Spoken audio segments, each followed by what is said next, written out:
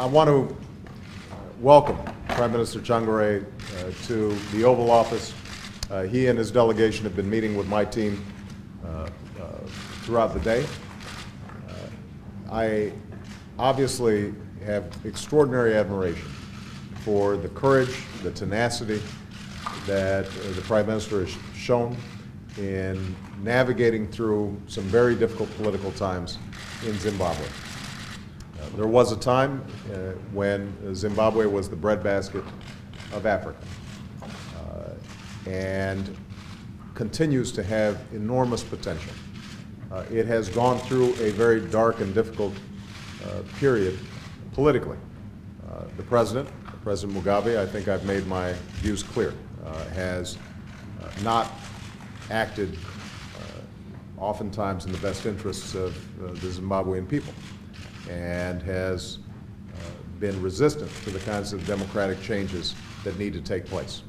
We now have a power-sharing agreement that shows promise, and we want to do everything we can to encourage the kinds of improvement not only on human rights and rule of law, freedom of the press, and democracy that is so necessary, but also on the economic front. The people of Zimbabwe need very concrete things. Schools that are reopened, a healthcare delivery system that can deal with issues like cholera or HIV/AIDS, an agricultural system that is able to feed its people.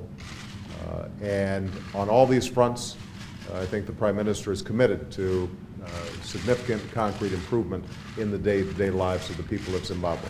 I congratulate him. They've been able to bring inflation under control after hyperinflation that was really tearing at the fabric of the economy.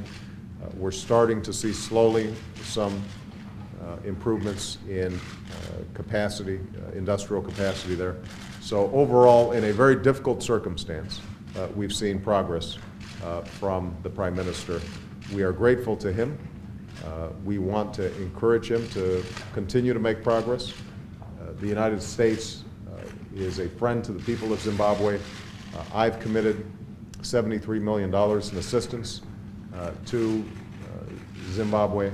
It will not be going through the government directly because we continue to be concerned about consolidating democracy, human rights, and rule of law, but it will be going directly to the people of Zimbabwe, and I think can be of assistance to the Prime Minister in his efforts. He's going to continue to provide us with direction in ways that he thinks we can be helpful, and I'm grateful to him for his leadership, for his courage, and am looking forward to being a partner with him in the years to come.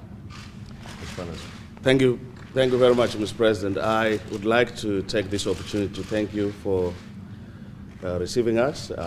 I'm sure that I want to take the opportunity of congratulating you, although belatedly, for being elected the President. And I think it's a profound experience for some of us who are committed to change, and hopefully that the Prime Minister who is committed to change and the President who is committed to change find common convergence position.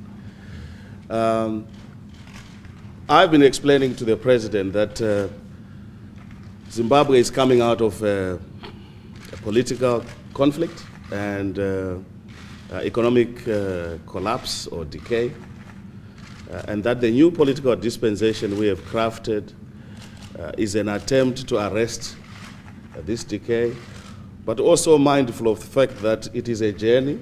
This is a transitional arrangement. We want to institute those reforms that will ensure that in 18 months' time, people of Zimbabwe are given an opportunity to elect their own government.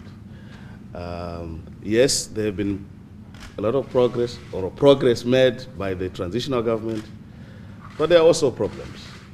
It is the problems of implementation, and I do recognize that even by the standard of our own benchmarks, there are gaps that still exist and that we will strive. And I want to express my commitment that we will strive to implement those benchmarks, not because they are for the international community, but because for ourselves, it gives people of Zimbabwe freedom and the opportunity to grow.